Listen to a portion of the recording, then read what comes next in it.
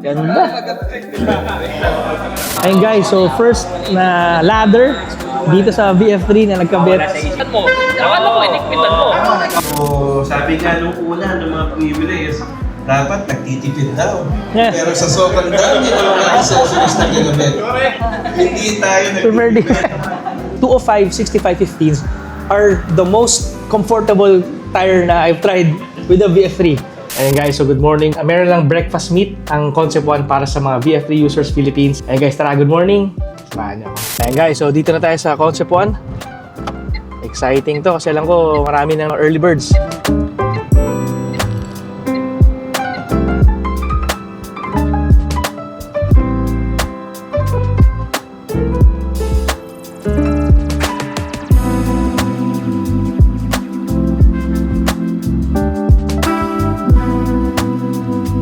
Guys, so nakarating na tayo kay VF9.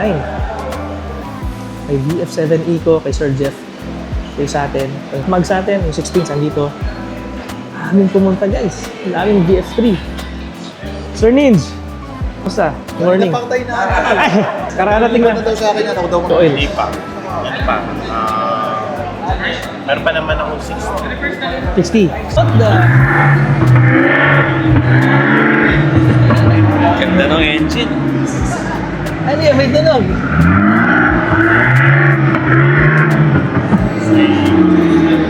So Ferdy, ano yan? Ano yung naririnig ko? So guys, may bago na namang laruan si Sir Ferdy. So para siyang yung Hyundai Ioniq 5N. Guys, may lunchbox pa siyang bago. Oh. Grabe. Solid oh. So, ito yung nakikita natin lunchbox. Tignan mo naman tong retro na to. Ang ganda nitong ano. Ang ganda nitong kay Sir John. Oh.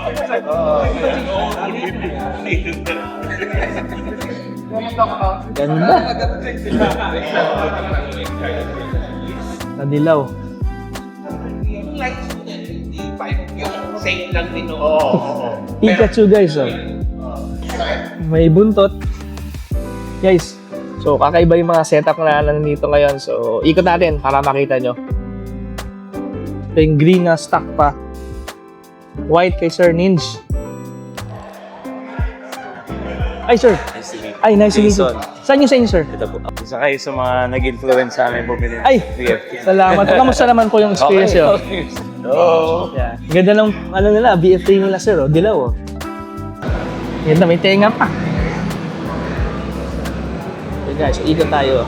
Ito yung ano na, Urban Mint naman. Ay, kay Tito V. Asan yung auto nyo? Ay, ganda no? Nabago yung roof nyo ah. Magkano inabot niya Tito V? Ay ko po. Ah. Guys, dami nating members na nandito. Oo nga, no? Pwede i-wrap yan eh. Pwede ba yun? Oo, kasi ito hindi kaya. Makinis eh. Ito hindi. Ito kaya. So guys, oh, kinis ang kanyang ano, molding. Guys, pakita ko lang muna. So, ito yung kay Felix nag-rally. Ay, Sir Sam. Ito yung kay Sir Mugs. Na, aba, nakabukas yung kanyang ano, headlight. Oh. VF7. Tapos VF3 ni Rob. So, medyo marami tayong VF3 na nandito para makita nyo. So guys, so ito yung Concept 1.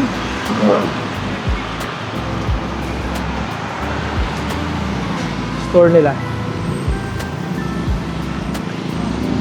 Ganda. So, pasok tayo ngayon. Pakita ko sa inyo gaano karaming VF3 sa nandito. Okay, so VF7, oh. VF7 Eco. Hindi, plus. VF7 Plus. Ito yung kay Rob. Ah, ito yung ring na sinasabi niya. Ito yung kay Sir Mugs. Ganda. Nagtatrabaho pa, oh. Nagtatrabaho eh. 17s. Kay Felix. Ito yung kay Doc.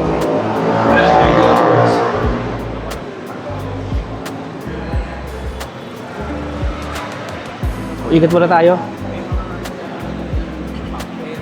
Ganda. Retro looking yung pinapaint niya ng puti. Para magmukha retro. Hindi ko lang kasi yung tayo ng clamp. Parang iba. Yun ba to?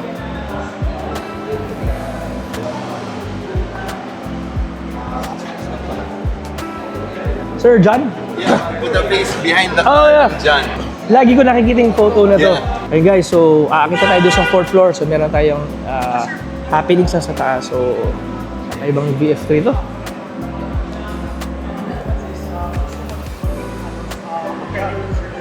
Itong VF7 talaga ano eh. Pinaka kakaiba. Tsaka itong VF9. So first time natin makakakita ng VF9 na personally owned. Ayun guys, tara. Kakit na tayo. Guys.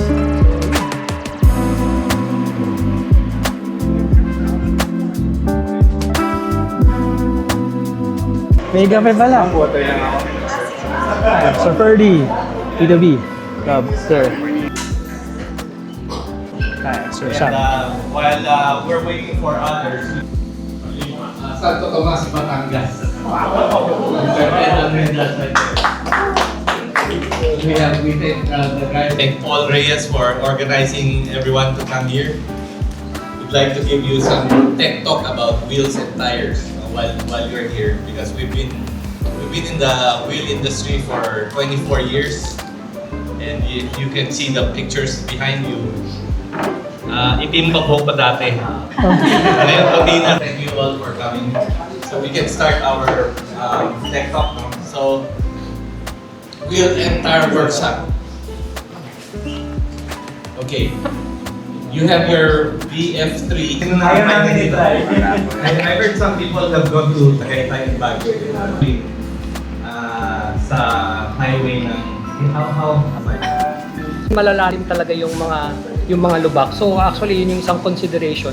Even you're driving in the city, marami kasing mga lubak na malalaki talaga. So I think yung all-terrain tires is yeah, also it depends on your commute.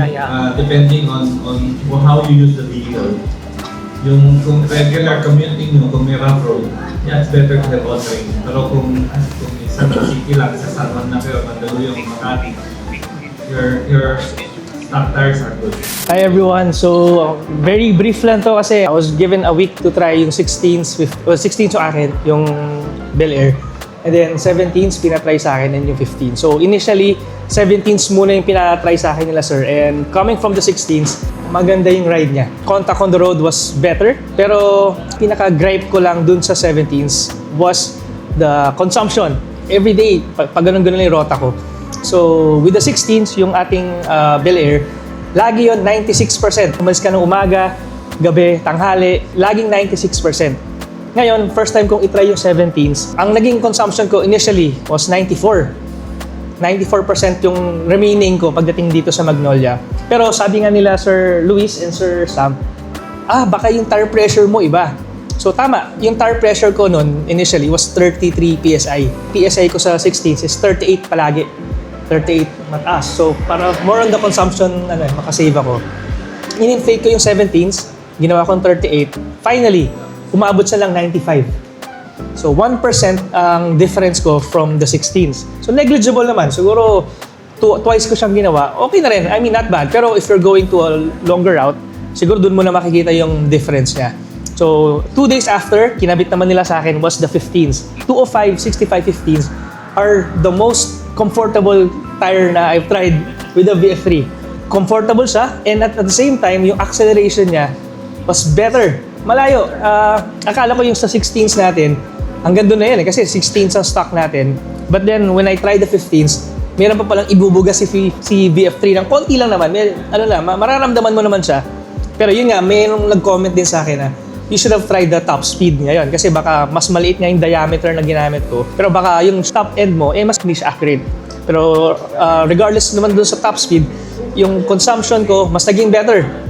So from factory to Robinson's Magnolia, dumating ako with 97%. So naging matipid siya on the other hand naman. Pero yung 97, pagdating ko sa condo, naging 96, bumaba siya. So sakto lang. Hindi siya yung talagang convincing na 97. Pero pagdating ko, 97. Pagka-park ko, 96. Okay. So, okay na rin. At least umabot na 97. Nasabi ko umabot na 97. So, yung guys, personal experience ko. And I think if you're going to go for a 15, siguro hanap ka na lang ng design na gusto mo, na you would really appreciate the look. Pero ako, yung tinaray ko yung 15 sa Manila, ang ganda naman ng itsura niya. Any difference ba? I mean, does it have to be parang you have to use a specific tire for EVs? Okay, that's a very good question. It all depends on the load rating of the tire. Kasi mga ibang tire naman mataas naman load rating. So kung within range yung... Good morning. My name is Rox Lacerda. I'm from Winfast. Together with me is Eroops. He's from TPW Sales. I'm the Deputy CEO for Winfast Philippines. Thank you, Sir Ted, for inviting me. By the way, thank you sa Santo Tomas principals natin. Their dealership will be soon open. Si Sir Ted Almeda po. And Josh, of course. Thank you, Josh. Okay, I'm here to discuss a few... I think you have questions, di ba? I'll try to answer as much as I can. So, sabi nga nung una, ng mga pumibili is, Dapat nagtitipid daw. Yes. Pero sa sobrang dami ng mga accessories na ginamit, hindi tayo nagtitipid. Guilty. Yes, boss. O yan. Sorry ma'am, para tayo.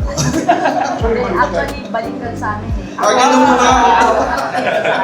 Sabi dito, what makes it ideal for city driving in the Philippines? Well, number one, it's small. Diba? Yung small size niya is ideal for our streets. Ideal siya, of course, for city driving. Madali rin siya i-park.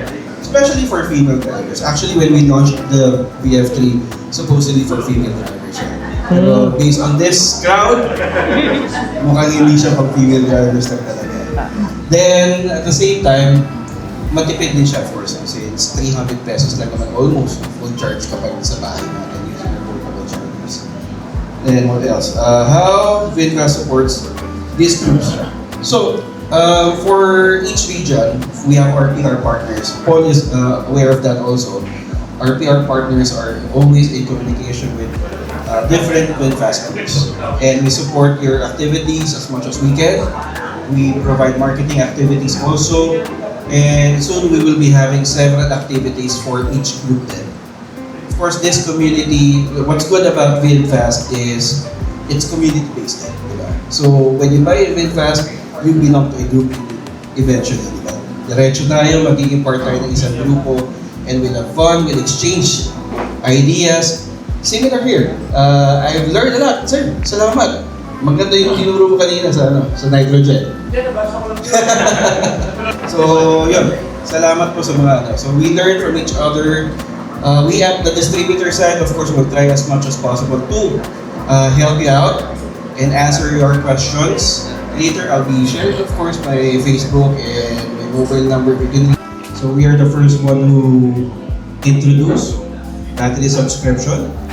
So, no other company in the country right now ang nagbibigay nun. We are also the first one who is guaranteeing the residual value of your vehicle.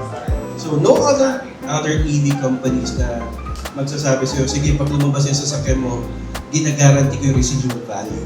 Kailangan hindi yan umaandar kapag nasa baha. Otherwise, hindi overhaul na yan.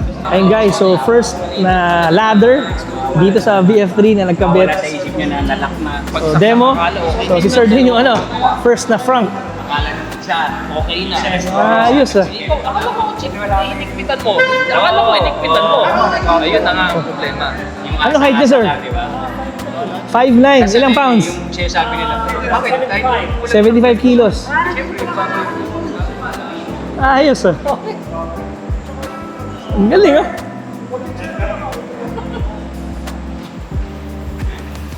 picture na kita, dapat yung bibili ko siya, bawas ha. Ate. So guys, pinapakita ko sa inyo. So merong isa pa dito na naka-dual screen.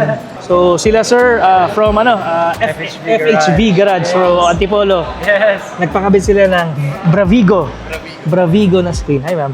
So ganda. Folding mirror din siya. Ang ganda. So nag-ano din siya, folding. So guys, hanapin niyo lang yung FHV Garage. Ganda, naka Dunlop na all-terrain, no? So 205/70 And then 15s yung ano nila, yung setup na ginawa dito. Solid. So bagong addition sa options na mga gusto mag 15s. Ito si Brother Mike, klase natin sa Lasal. So nag-attend siya, wala pa siyang VF3, pero nag-order na siya. So sa VinFast EDSA, sana dumating na. Sana by next week meron na. Oh, para makasama na siya sa mga EVs natin. So yun guys, uwian na. So kababalik lang natin sa bahay. So maraming salamat sa mga nakapunta. And sana nag-enjoy kayo dun sa meet natin with Concept One. So maraming salamat din Sir Sam, Brother Luis, and Brother Jericho of Concept One Philippines. So thank you for organizing the event. So everyone enjoyed. So sa mga susunod nating events, so I'll keep you guys posted. If nagustuhan niyo yung video na to, hit like, share, and subscribe. Maraming salamat!